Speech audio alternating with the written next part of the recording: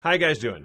My name is Frank James Bailey. I'm a published author, a voice actor. I go to Comic-Cons and bookstores to promote my books. But recently I saw a message by a Comic-Con that kind of concerns me. I'll get to that in just a moment. But first, as always, I would really appreciate it if you would hit that subscribe button, like the video, and make a comment as well, because every little bit helps. I really appreciate it. And now on to the main subject of this particular video. Are Comic-Cons still safe in 2025 for people in the LGBTQ community? Now, before I go any further, I want to say that I'm not in this community. I have friends that are in this community. I have family that's in this community. And some of my books and comics have gay, bisexual, or transgender characters. Like I've said in many previous videos, I believe in diversity. Black, white, Hispanic, Japanese, you get the point. But I recently saw a post by a particular Comic-Con. Now, just so you know, I'm not going to mention this particular Comic-Con at all. But I'm in a bunch of different groups for a bunch of different Comic-Cons, and somebody posted this in one of those groups about this particular Comic-Con. The post was basically saying that this particular person, let's just call him John Smith was no longer associated with this particular Comic-Con anymore. Now, honestly, the first thing I'm thinking of is, who the heck is this John Smith guy? I never heard of him. So I look him up on Facebook, and it turns out he's very,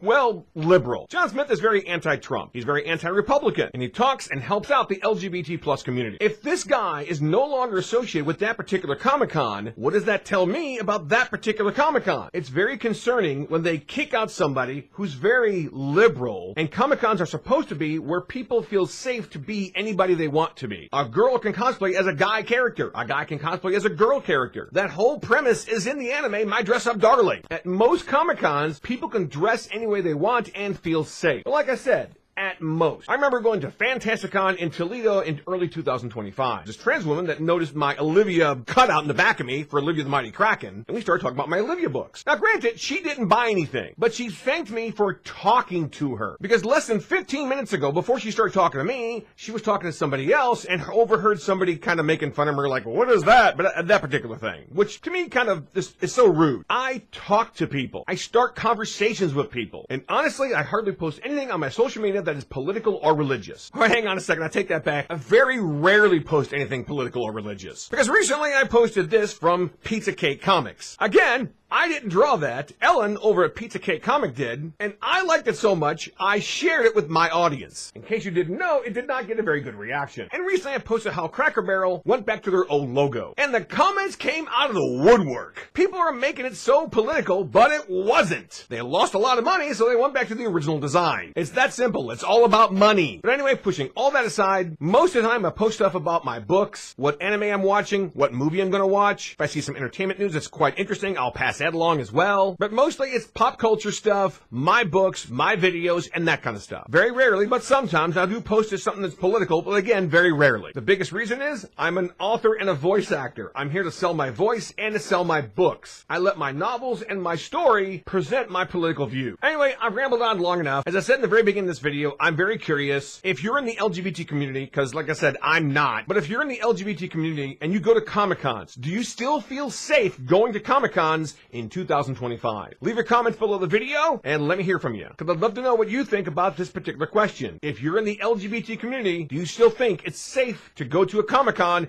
in 2025? That's all for now. Thanks all for watching, and as always, thank you for your support.